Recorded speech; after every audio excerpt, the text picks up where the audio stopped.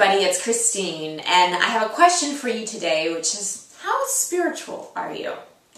So about a month ago, I had an opportunity to go and spend about 4 days off the grid with an incredible spiritual teacher named Archon. You probably haven't heard of him. He doesn't have a website or a Twitter following.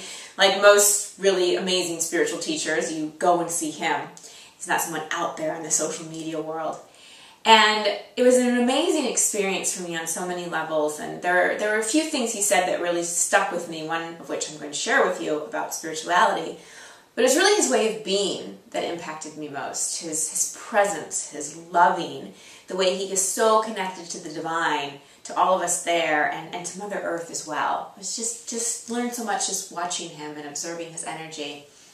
And there was one time we were all sitting in a circle and we were discussing spirituality and how awesome it is that consciousness and a spiritual path has become more mainstream.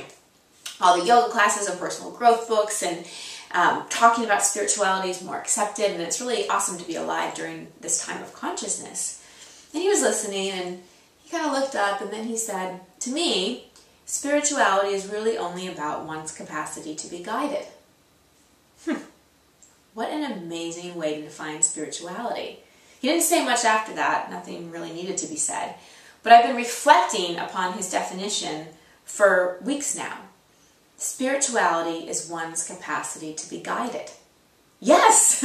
It's not so much about how often we go to church or a ceremony or how often we meditate or how much yoga we do or how many mantras or chants or mala beads we have. It's really about how open we are to guidance. I know that's true for me.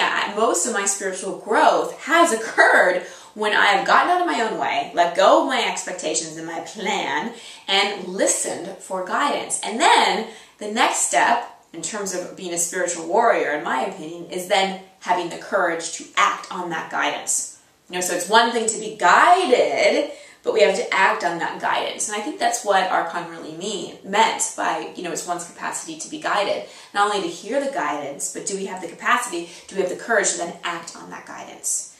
So that's my encouragement to you today, is to allow yourself to be guided. And I have a couple ways where you can tune in, some suggestions for you about how to open that channel.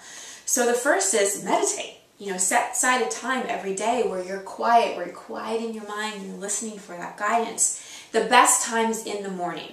When you first wake up, that's when you're most connected to Source. Before you check your phone, before you check your email, before you check your phone, before you check your email, before you respond to anyone else, you tune in. Just set a little timer for 3 to 5 minutes and just listen to your breath. And the more and more and more you do it, the more you'll start to hear your own inner guidance and the guidance from the divine. Another thing you can do is start to capture guidance in your dreams. Before you go to bed, set an intention to remember your dreams. I will remember my dreams. I will wake up and remember my dreams. I will remember your dreams. Tell yourself that a few times. Keep a journal or a notebook right by your bed. When you first wake up, don't move, hardly move at all, because that starts to release the melatonin from your brain, and just start to write, even if you don't remember things right away.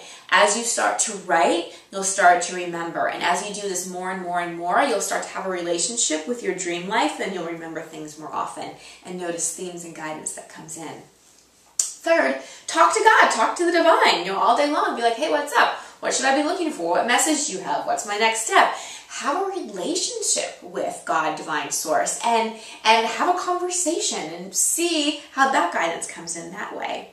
And then finally, just be open to the ways guidance comes to you. For me, a lot, it's auditory. I hear things. For other people, they see things or get sensations, or you might notice the signs the universe is sending you in the form of conversations you're drawn to or overhear, billboards, license plate, what catches your awareness. So just become observant of that.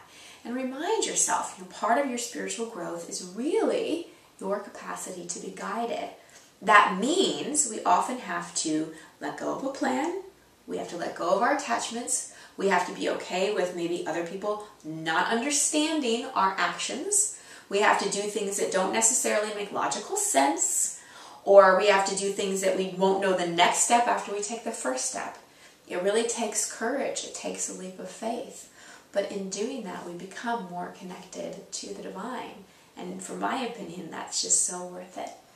So this week, increase your capacity to be guided. Increase your spiritual growth. step deeper into your spirituality by opening up, attuning, hearing the guidance, and then having the courage and willingness to act on it.